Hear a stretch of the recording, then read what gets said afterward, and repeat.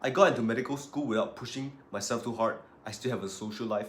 Going into competitions, I was joining marathons for fun. I could start a whole ass career with piano because I'm so good at it as a side hobby. And the only way I can do that is by working smart, is by making every single action count. So here's the problem. It's so easy to just say, work smart, not hard. While most people that actually say that are just people that are lazy, they just want to sleep in more, they just want to give excuses to not work, to make themselves acceptable in society for not working that hard. Work smart, head ass. Not everyone can work smart. It's a skill. And the thing with skill is like you have to develop it. And guess what that takes? That takes hard work. To work smart, you need to work hard first. There is a difference between working smart to save time for other achievements, save time for other endeavors, other activities that are actually improving you, and working smart just to give yourself excuses to not work hard. How are you supposed to know what smart work is there to do? What specific tasks you should focus on?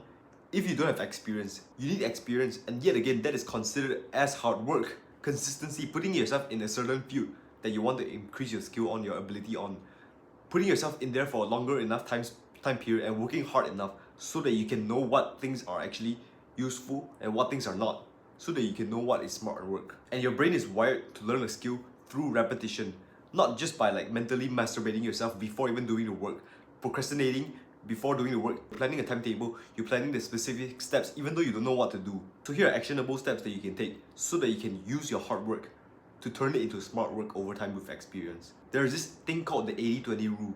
There are specific focus points which gives more results and more outcomes and evidence with less effort. 80% of results come from 20% of the work on specific tasks. If you're playing a video game, you will know it's like you hit on like the headshot.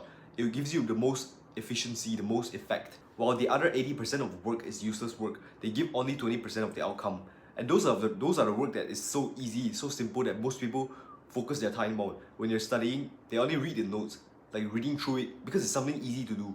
Yet it gives only 20% of like how much you learn, how much knowledge you can actually stuck in your head. The 20% of work is the hard work. It's the work that is smart but is harder for them to start. For studying, it might be flashcards and like doing past year papers, understanding what questions might come out. You would get better grades just by doing these things, but most people avoid it because it's a bit harder than just reading the notes. Like I said, this comes with experience.